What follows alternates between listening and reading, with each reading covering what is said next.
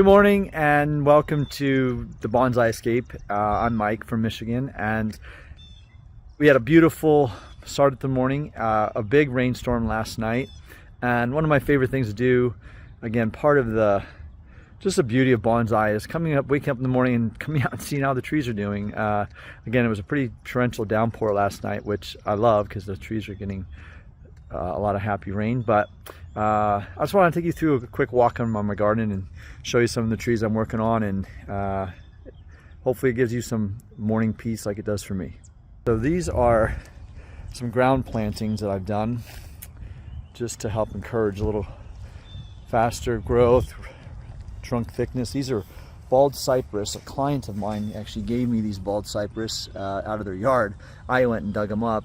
Don't really see bald cypress growing in Michigan, but apparently they do. This is an area in my yard that gets flooded. This is a little part of the pond. When it rains, all the water from this guy's yard and our driveway run into this channel basically, and these 3 bald cypress are planted right there, so the water table below it is probably in water right now, but they thrive in that. They grow up in swamps. So this tree was a pretty good sized sapling I dug up, had a pretty long taproot that I cut off in the spring, and just planted this a month ago, and it's doing great. They love this little area.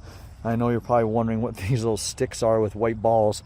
Well, I had some deer come by. We have a lot of deer around here, and they ate one of my ewes. I'll show you. Got some Japanese larch that are coming into bud. Got one here. This is a little tiny guy. I just planted this one a couple of days ago. This has been in the ground for about a month. Another little tiny Japanese yew, or Japanese larch, bigger Japanese larch. It's growing. This is a guy, Japanese larch, and he's struggling, trying to come out. I'm hopeful, but that guy's growing. And then I took a few of my black pines and I threw them in the ground a month ago. They were really thriving in the pots that they're in, but I figured give them a better chance to expand and grow in the ground. And this is the main structure of the tree, this side, on which I keep the needles pretty short for those internodes. Again, this is the first flush of growth right now, the spring. This long branch is the is the sacrificial branch that's feeding the trunk. It's helping. You can see hopefully you can see in there, maybe not. Try to get on this side, but you can see the thickness of that base is about twice the size of the thickness of the trunk above the sacrificial branch right here, and that's just feeding that trunk. But all this growth I'm just going to continue to let go. This main candle is about 10 inches, 11 inches, pretty sappy. It's over 10 inches long. That's just in a month that it's been in the ground that the first flush of growth is coming through. You can see the extension on those candles on the sacrificial branch, whereas the smaller portion of the tree, I've reduced the candles to smaller lengths, equal lengths, candle plucking, and a lot of thinning out of the needles, whereas the sacrificial branch, I'm just letting it go. The more power to it, the more it feeds that trunk. It's another Japanese black pine. Same idea, only I'm letting the top extend out, and the sacrificial branch will be about here. So I'll let the rest of this extend and grow, and someday we'll cut that off, and this will be the leader, the top section of the tree. This was the yew that the damn deer ate. It had a big bush on the top of it. Kind of a weird tree. It was a $5 end of the year sale at the nursery, and I figured I'll just grab it. But this whole top had a big ball on it, and I came out one day and they had, the first day I planted them in here, and they chewed it up and got rid of it, which was just kind of, I guess, nature's way of pruning, because as soon as that happened, all that energy got pushed back into the main branch, and it's been rebudding extensively. And since I put the mothballs out here, that's what these are. I'm keeping the deer away with these scented mothballs. They haven't been out since. Hopefully that'll help keep the deer away. But yeah, the yew is a really cool tree because it's, once spring comes, the new growth just comes everywhere on it.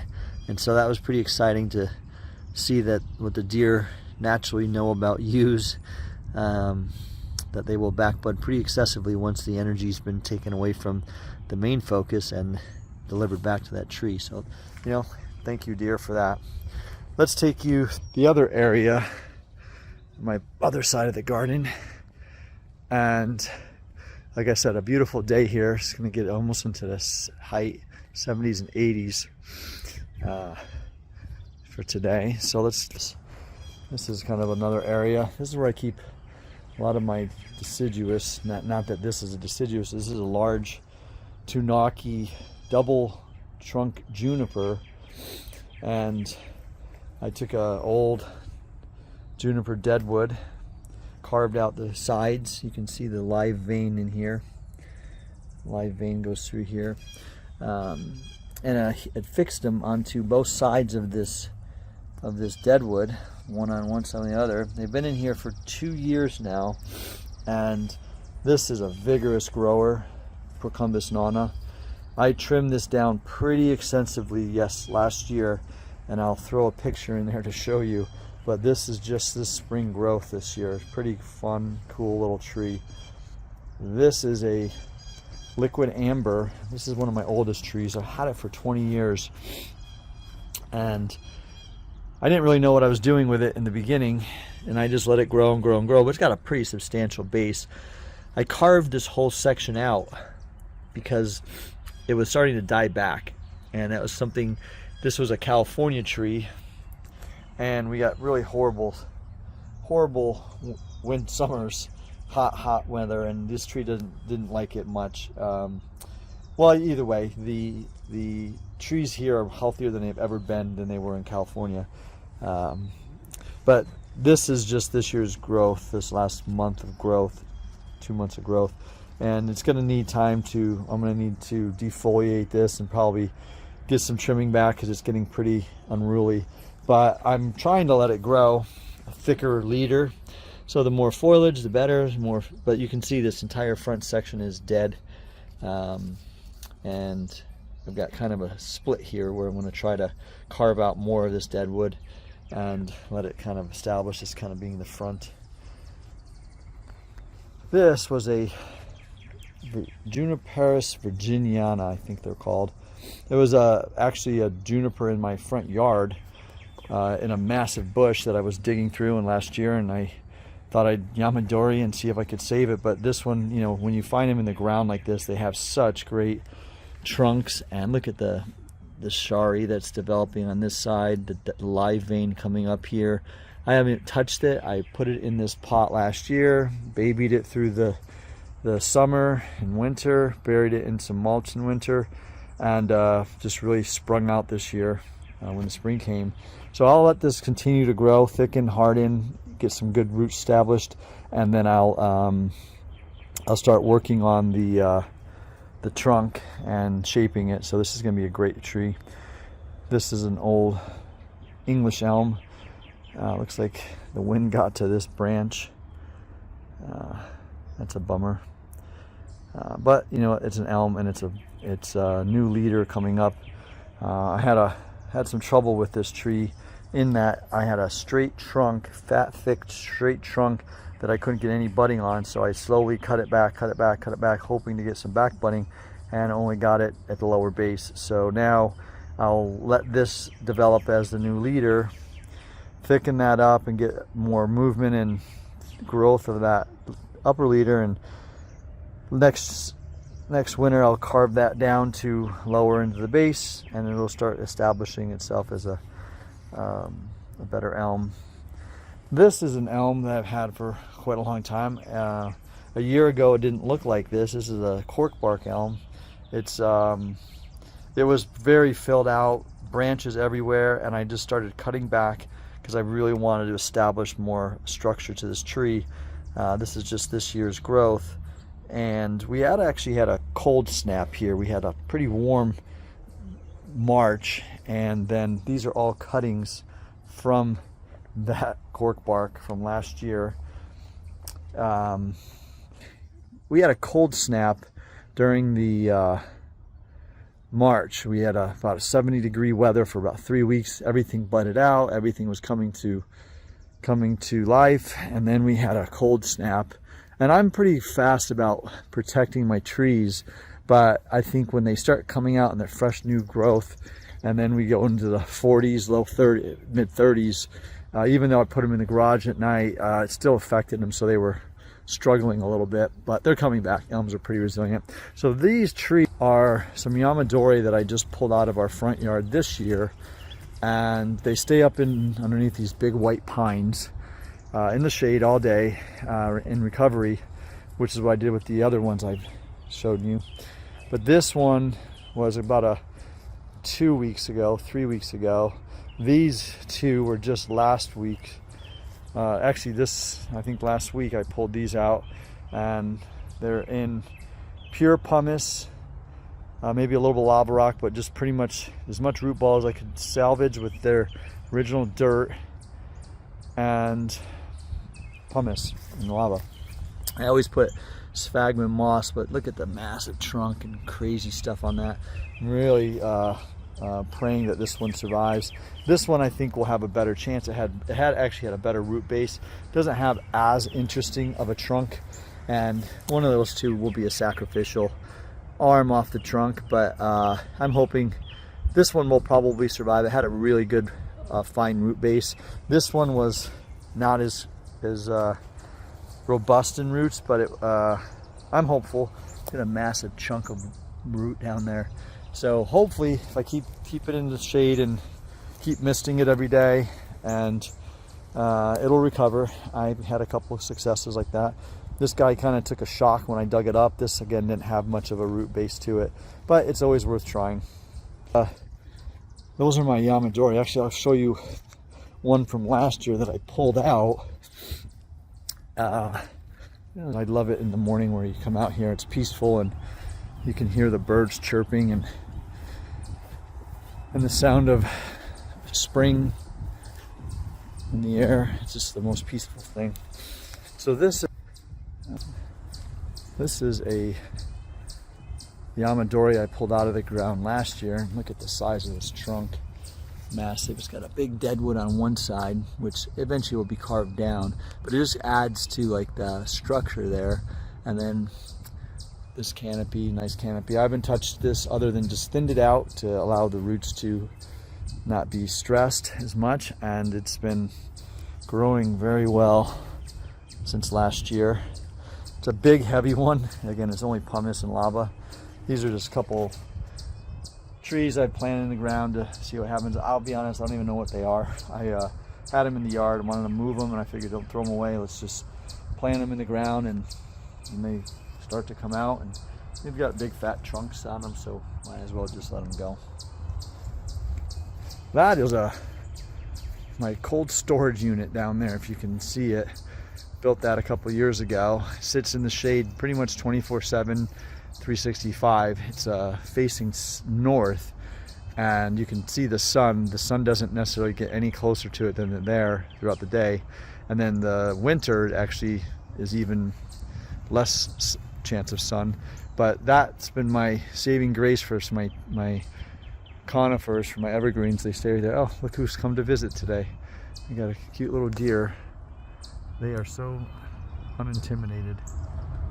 Hey buddy, stay away from my ewes. Yeah, this is why I love sitting out here playing with the trees and watching nature happen. He doesn't even care. And I can tell it's a he, most likely because most of the fawns right now are running with their, oh, don't go away, baby. Fawns are running with their doe, are running with their little fawns. We had one up here in the other yard the other day, a little baby fawn. It was really cute. So let's go take a look at the top section here. These are some of the fun trees. These are where I keep a lot of my evergreens, because this section of the porch gets sun pretty much all day, from about 9 o'clock, 8 o'clock right now, throughout 6, 7 o'clock at night. So to be honest, these sit in the sun all day long. They get almost 8, 10 hours of sun, and they thrive.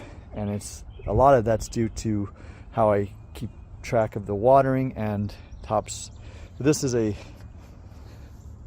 Procumbus nana. I have it turned so that the majority of the foliage is hitting the sun, but I just thinned this one out a couple weeks ago. Has some nice deadwood features on the top of the natural deadwood features on the top, and all the growth underneath, and nice shari in the middle. This is a air layered pomegranate that was extremely big last year, and I trimmed it all down in the spring just to get a little bit more shape out of the trunks, and that's still kind of puttering along. It doesn't do as well here as it did in California. This is a shipaku that I got last year.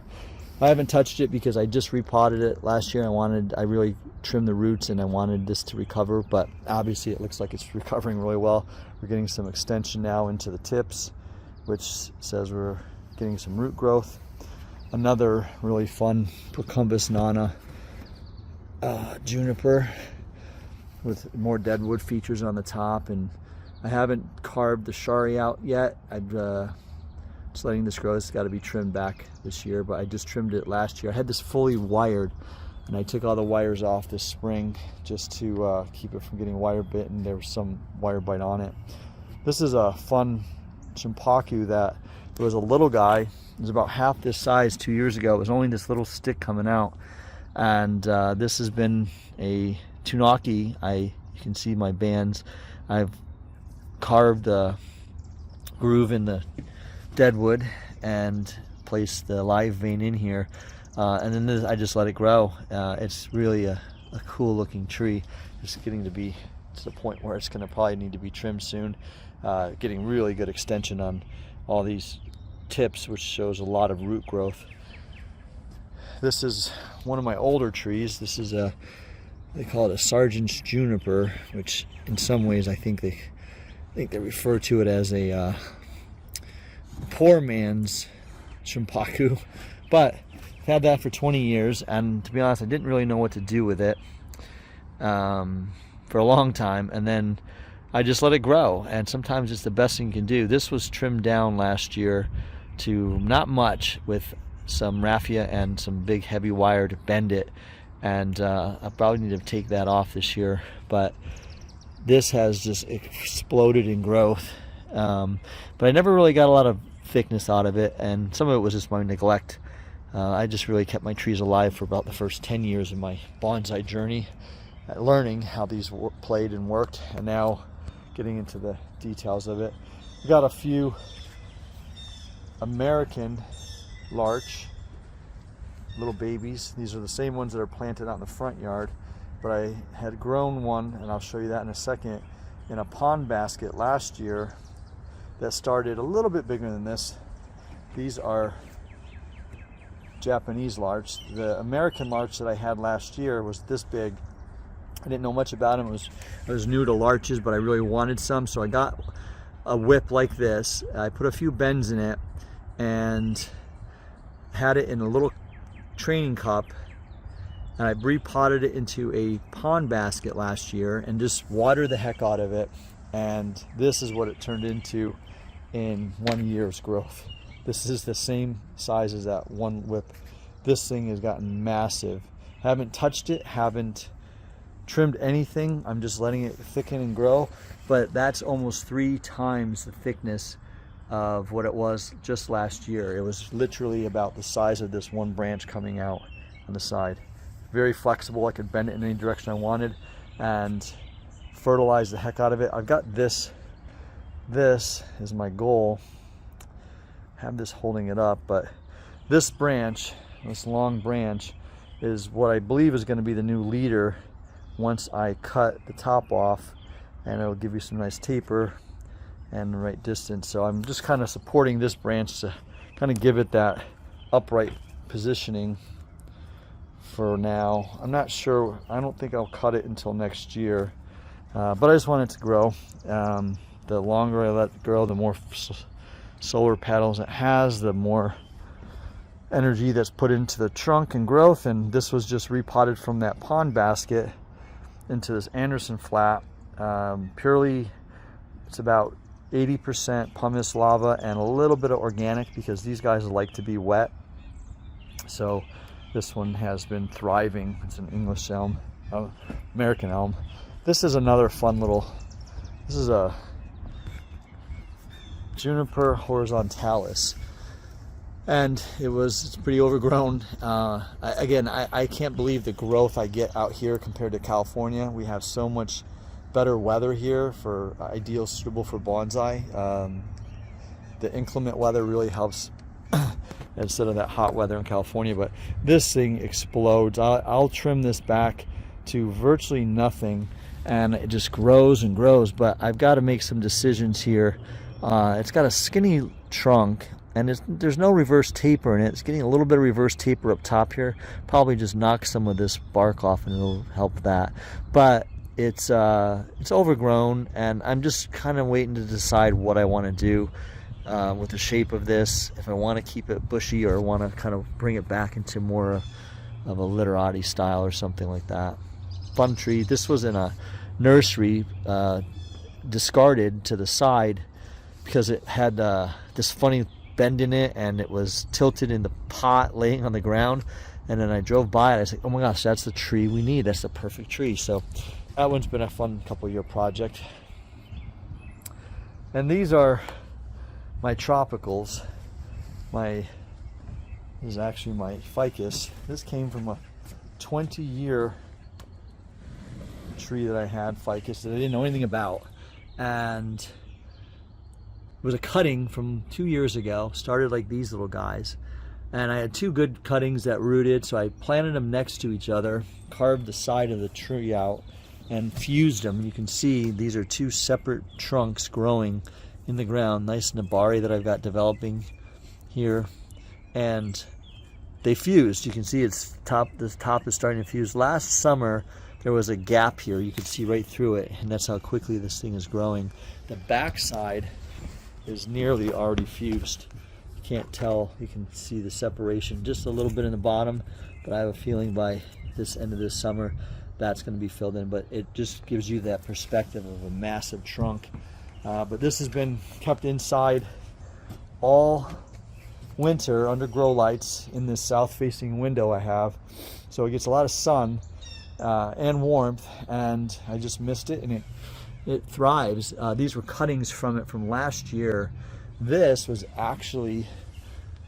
tree was actually a sacrifice branch off of this one back here.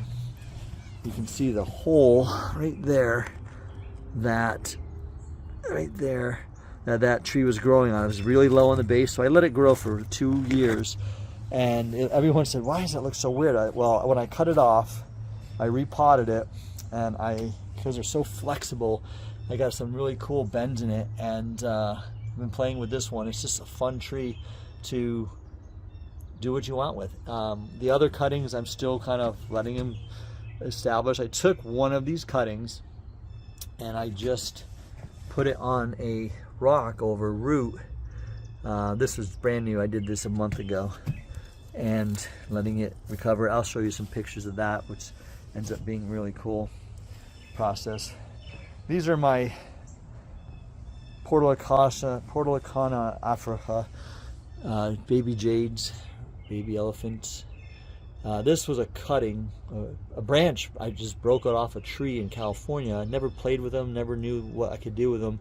Wasn't really a big fan of them, and I've been training this for 3 years now. This is probably one of my favorite trees. Everyone thinks it's a gorgeous tree that doesn't know much about bonsai, which if you do, it looks like a gorgeous tree, but I really helped develop a lot of ramification in the foliage pads. This tree, as funny as it is, thrives out here, again, because I keep it inside all winter, only comes out when it's 50 degrees or above. And over the last fall, I did a bunch of cuttings for the heck of it, and they've all rooted. They've been growing like crazy, so I've got 25, I think there's 25 cuttings there that I'll just have fun with, playing with. They're going to take quite a while to get to this level, but this thing has exploded in growth. I'll show you a before picture of that. That one's been a fun tree. These, as I mentioned, yews are big out here, and this was a yew. We have about 10 of them planted in the front yard. I didn't know what to do with them, so I dug one up, put it in this pot. They have these massive, gorgeous trunks, nabari coming out, root flare, but then they come up and they split into about 100 skinny little branches like this. And so I took this one, and said, let me just see what I can do with it, if anything. And this was cut down significantly last year, roots were, and I just let it recover. Now it's still coming up, but I'm starting to get the back budding throughout the lower branches, and so it's going to take probably years for this thing to fill out, but I think it's going to be a gorgeous tree. I'll make some decisions about which branches I'm keeping and which ones I might do a gin with. But interestingly, with yews, they get, once they're about this thick, they can barely bend them. They're not flexible at all, so you got to make some early decisions. I've got some wire on here to help pull it down, but that starts to split the trunk off of it, so gotta be careful with yews. But that's coming along. I'm encouraged by it. And if this one, now that I've seen what this one can do, I got the 10 others out in the yard that are identical, and we'll just go back and dig them up, or maybe I'll just develop them in the ground for a while where they are, but they're in a poor shaded spot, not in a good sunny spot.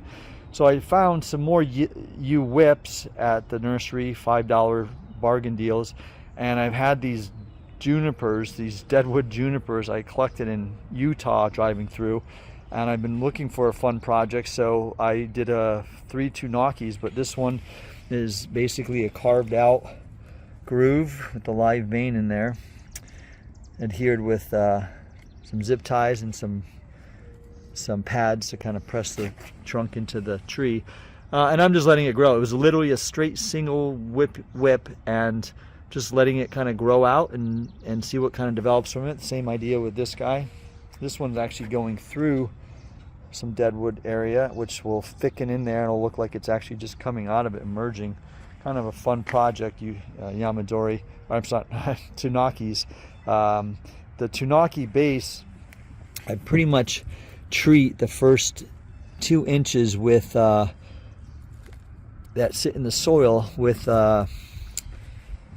fiberglass resin to seal it, and then it sits in the base and seems to be okay. You know, they say they don't last forever, but junipers, I have to believe these juniper deadwoods have been laying out in the Utah desert for hundreds of years, so I think 30 or 40 years lifespan have still left on them. This is another bargain basement yew that I found that had a pretty significant trunk that didn't have hundreds of whips coming out of the top, and so I started cutting it down 2 years ago, and just stuck it in here just to see what would happen. It had some straightness to this branch, but I've already kind of reduced from thick to thinner to thinnest, and deciding if I want to use one of these as a main leader in the middle, or if I'm just going to continue letting it grow. But like I said, right now I've got some time to figure out what I want to do. Once they get to this thickness, they're really hard to bend. This has been bent. I bent this down last year, which is why it's still holding. But once they get that thick, they don't like to bend. So I have a little time left. There's a big thick branch in the back, and I can't get this to bend down. It starts to crack and split from here. So I just pull this guy down, and we'll see what happens and develops out of it. Once this pad fills in, it'll look pretty normal. That's a fun little tree. It's got, look at that, all that fresh, healthy growth in it. Another Tunaki. This is one of my favorite deadwood features because it just has this like rising phoenix look to it with the individual pieces here. I'm gonna have to do some lime sulfur treatment on it. This one's going through the split of the wood, so we'll see what happens with that. Kind of cool, fun little project. But that's my garden. That's my kind of daily routine. Being out here and before I go to work and just looking at my trees, it just gives me that joy and that peace. I just look forward to seeing how they they fare the night of rain and thunder, and you know, I look forward to coming home and seeing them.